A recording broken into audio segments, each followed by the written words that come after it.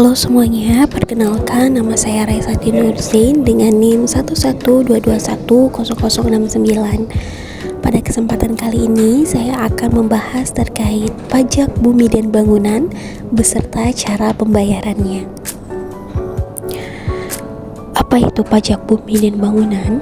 Pajak bumi dan bangunan atau PBB adalah pajak atas tanah dan atau bangunan yang ada di atasnya.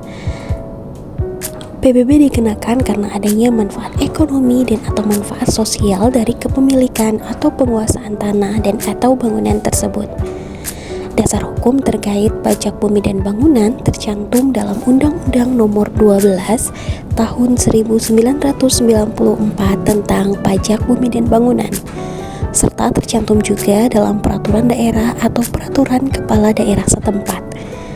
Yang menjadi objek dan subjek PBB diantaranya, untuk objek PBB terdapat tanah seperti kebun, sawah, ladang, dan pekarangan, serta bangunan seperti rumah, ruko, gedung perkantoran, dan pabrik.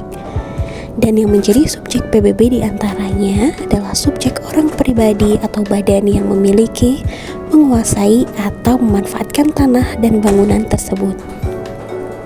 Lalu kenapa pajak bumi dan bangunan atau PBB itu penting? Pajak bumi dan bangunan atau PBB penting karena PBB sebagai sumber pendapatan daerah. Pajak bumi dan bangunan adalah salah satu sumber utama penerimaan asli daerah. Dana yang dikumpulkan dari PBB digunakan untuk membiayai berbagai program pembangunan dan pelayanan publik di tingkat kota, kabupaten, atau desa. Selain itu, PBB juga mendukung pembangunan infrastruktur seperti PBB membantu membiayai pembangunan dan perawatan infrastruktur termasuk jalan dan jembatan, pasar tradisional, sarana air bersih, fasilitas kesehatan seperti puskesmas, rumah sakit daerah, fasilitas pendidikan seperti sekolah, dan balai pelatihan.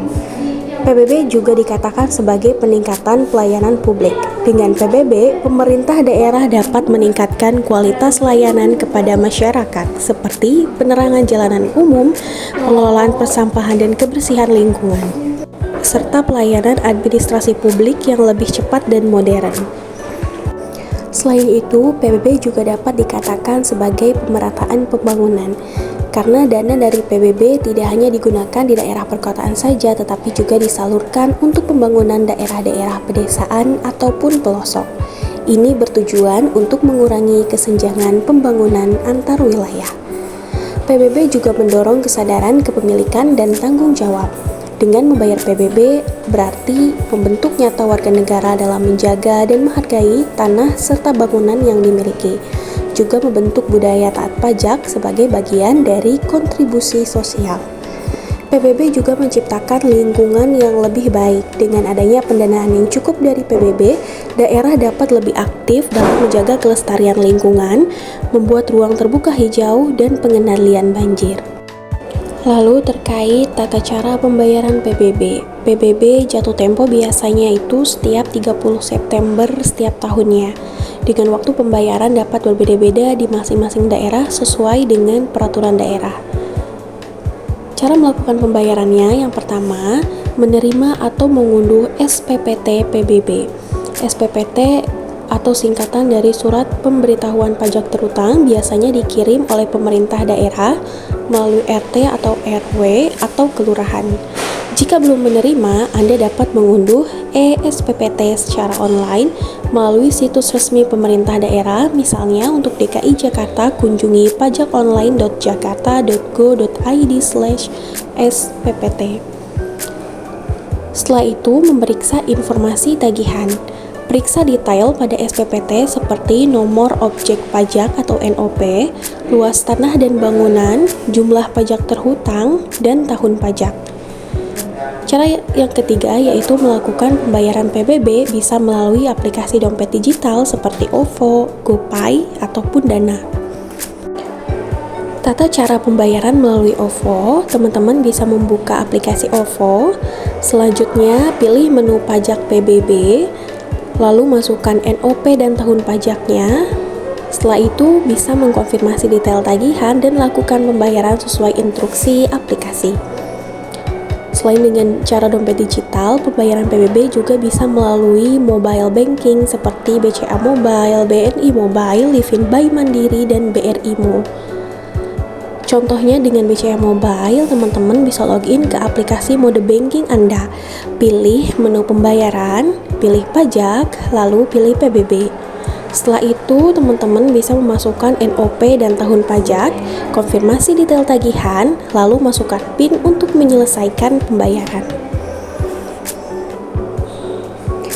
Pembayaran PBB juga dapat dilakukan melalui ATM, marketplace, kantor pos, ataupun minimarket. Setelah melakukan pembayaran berhasil, simpan semua bukti pembayaran, baik struk ataupun screenshot, sebagai arsip pribadi dan untuk keperluan administrasi di masa mendatang. Sebagai notes atau catatan pentingnya, perlu diperhatikan bahwa jatuh tempo pembayaran PBB biasanya pada tanggal 30 September setiap tahunnya, namun dapat berbeda tergantung kebijakan daerah. Denda keterlambatan akan dikenakan jika pembayaran dilakukan setelah jatuh tempo. Program penghapusan denda di dalam beberapa daerah memberikan program penghapusan denda untuk pembayaran yang dilakukan dalam periode tertentu. Cek informasi terbaru di situs resmi pemerintah daerah, teman-teman. Selanjutnya, terkait konsekuensi tidak membayar pajak bumi dan bangunan. Jika tidak membayar pajak bumi dan bangunan, maka akan dikenakan denda administratif. Jika PBB tidak dibayar tepat waktu, akan dikenakan denda keterlambatan.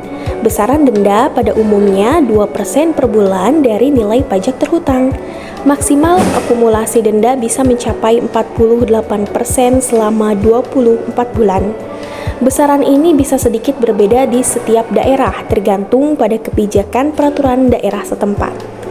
Lalu yang kedua, yaitu tunggakan semakin membengkak. Jika dibiarkan, nilai tagihan akan terus bertambah besar karena penumpukan denda setiap bulan. Tunggakan PBB tetap menjadi kewajiban yang harus dibayar, bahkan bisa diwariskan kepada ahli waris jika tidak segera dilunasi. Lalu konsekuensi yang ketiga yaitu surat teguran dan penagihan. Pemerintah daerah akan mengirimkan surat teguran secara resmi kepada wajib pajak. Jika tetap tidak direspon, dapat dilanjutkan dengan tindakan penagihan aktif seperti surat paksa dan surat perintah membayar. Setelah itu juga akan dikenakan penyitaan aset. Konsekuensi selanjutnya, dalam kondisi tunggakan yang sangat besar dan tidak ada itikat baik untuk membayar, pemerintah berwenang untuk melakukan lelang aset untuk melunasi kewajiban pajak. Hambatan dalam proses administrasi. Aset yang menunggak PBB akan sulit untuk dialihkan ke pemilikan seperti jual beli, hibah, dan waris. Digunakan untuk agungan pinjaman di bank dan mengurus legalitas surat tanah atau bangunan seperti sertifikat. Banyak instansi meminta bukti lunas PBB saat proses administratif. Konsekuensi yang selanjutnya yaitu nama baik wajib pajak tercoreng. Nama wajib pajak bisa masuk dalam daftar penunggak pajak daerah. Dalam beberapa daerah, daftar ini diumumkan secara terbuka sebagai bentuk transparansi publik. Nah, mari kita ringkas. Tidak membayar PBB bukan hanya soal denda, tapi juga bisa berakibat kesulitan hukum, kehilangan aset, terhambatnya urusan administrasi, dan kerugian finansial jangka panjang. Seperti itulah pembahasan terkait pajak bumi dan bangunan. Terima kasih bagi yang sudah menonton.